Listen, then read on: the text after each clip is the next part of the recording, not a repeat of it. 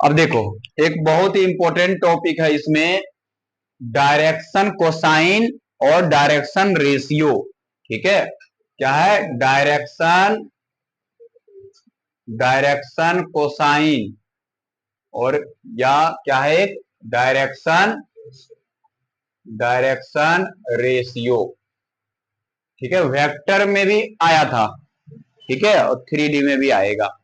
तो ये देखो, डायरेक्शन रेशियो या डायरेक्शन कोसाइन कुछ ज्यादा डिफरेंस का बात नहीं है, ठीक है ना, बस प्रोपोर्शनल होता है। ठीक है, वो अभी डिटेल में बात करेंगे, पहले सिंपल बात करते हैं। देखो ये क्या है, जैसे मान लो ये एक्स एक्सिस है, ये वाई एक्सिस है और ये जेड एक्सिस है, ठीक है ना। अब मान लो ये एंटी क्लॉक में ये मान लो एंगल अल्फा बनाया, कोई एक लाइन है, जैसे कोई लाइन है, मान लो ये लाइन है, ठीक है ना, कोई लाइन है, ये मान लो आर नाम से, वेक्टर आर बोल दो। ठीक है, ये जो है एक्स एक्सिस से मान लो अल्फा एंगल बनाया, वाई एक्सिस से जो है वो कितना बनाया, बीटा, और जेड एक्सिस से जो बनाया वो मान लो गामा एंगल बनाया।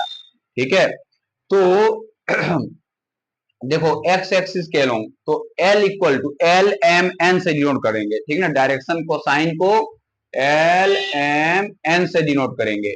ठीक है, बुक में रहता है एल एम एन से। डायरेक्शन रेशियो को ए बी सी से डिनोट करेंगे।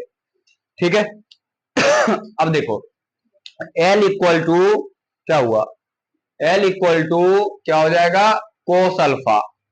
प्रोजेक्शन लेते हैं ना तो कोस अल्फा इस तरह होता है, l equal to cos alpha.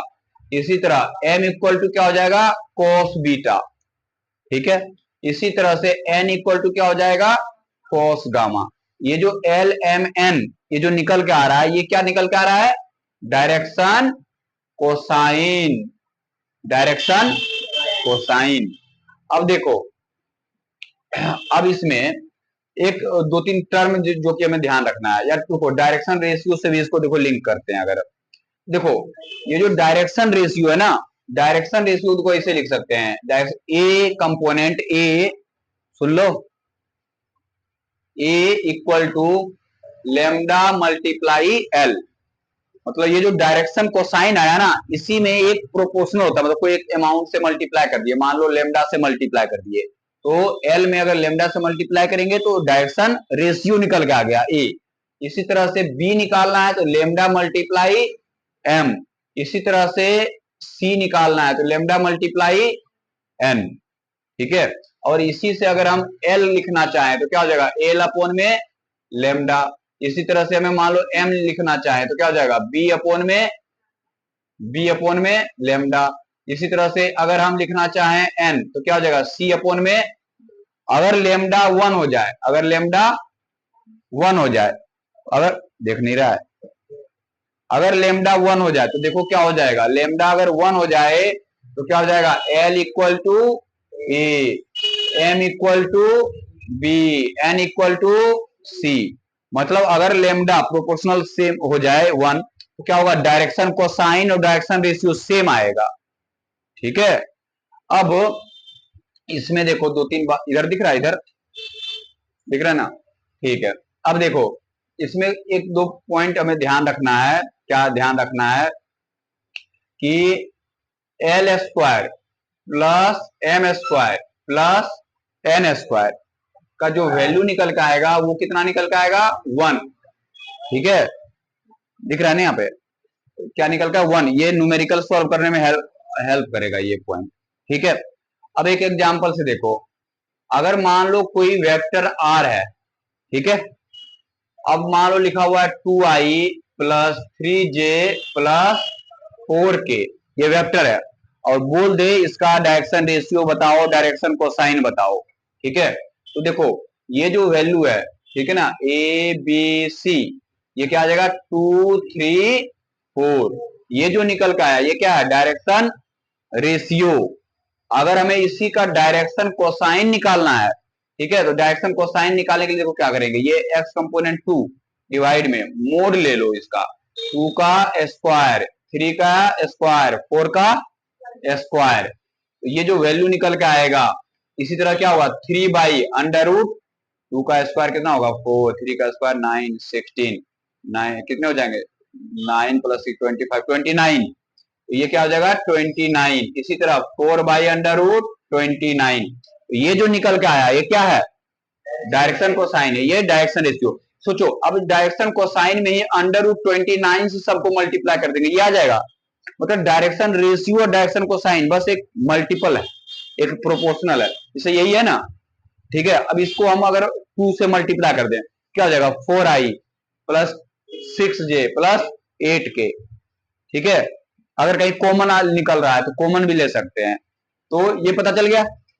ठीक है, अब एक दो पॉइंट ये देखो, यहाँ दिख रहा है कि नहीं दिखेगा है, यहाँ इधर यहाँ तक लिखेंगे, छोड़ो ये बाद में करते, पहले इतना नोट करो, स्टॉप करो इसको।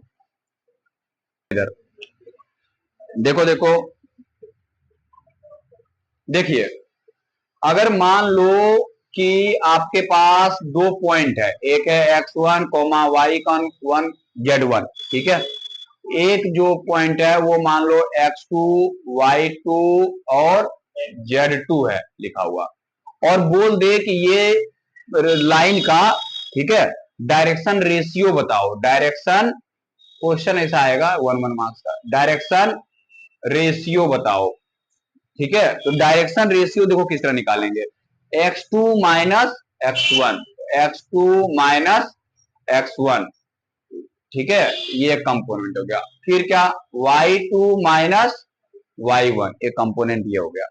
फिर z2 माइनस z1, फिर एक कंपोनेंट हो गया। ये जो निकल के आएगा इसको बोल दो a, इसको b, इसको c।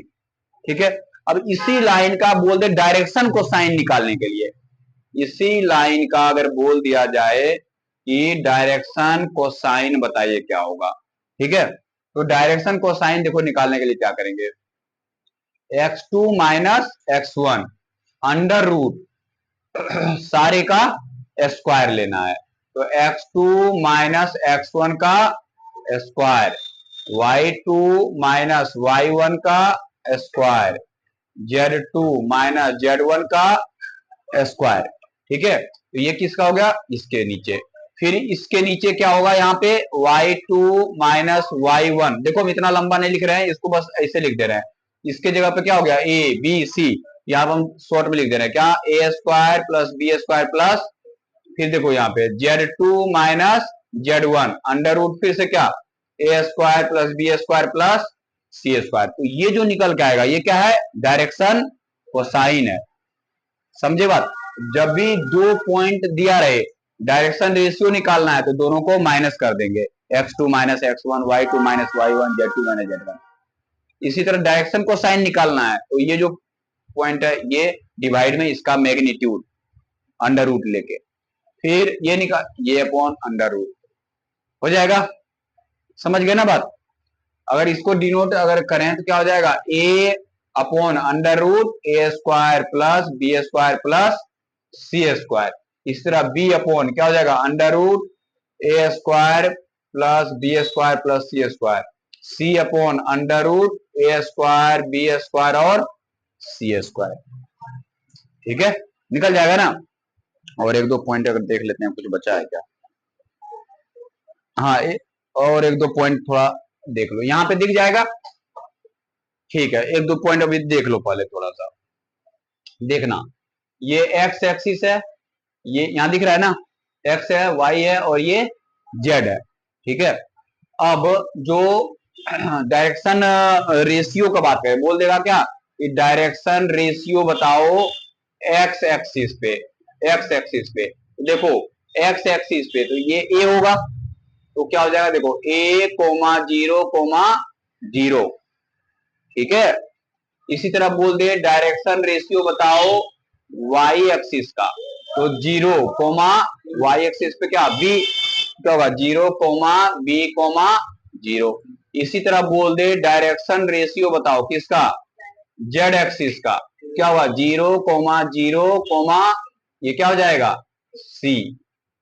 ठीक है, ये क्या निकल के आ गया, डायरेक्शन रेशियो, ये पॉइंट बताएगा ए बी सी। ठीक है, इसी तरह अगर हम यहाँ दिखेगा, यहाँ पे नहीं दिखेगा, इधर देखो यहाँ दिख जा रहा होगा।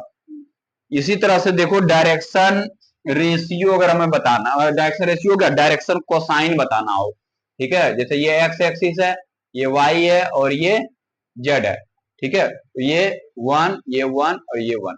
अब देखो डायरेक्शन कोसाइन अगर बताना है, डायरेक्शन कोसाइन इसके अलोंग एक्स एक्सिस के अलोंग, ठीक है, तो क्या देखो 1,0,0, ठीक है, डायरेक्शन कोसाइन क्या लिखे 1,0,0, direction ratio a b c था, क्यों, क्योंकि अंडर रूट फिर से डिवाइड होकर तो वही वैल्यू वो निकल के आ जाएगा, ठीक है। अब देखो यहाँ पे डायरेक्शन कोसाइन अगर वाई एक्सिस का लिखना है 0,1,0, इसी तरह डायरेक्शन कोसाइन जेड एक्सिस का अगर लिखना है क्या होगा 0,0,1, ठीक है। तो क्वेश्चन में ये सब हेल्प करेगा, तो इसको और नोट कर लीजिए, इस पे क्वेश्चंस करेंगे अब।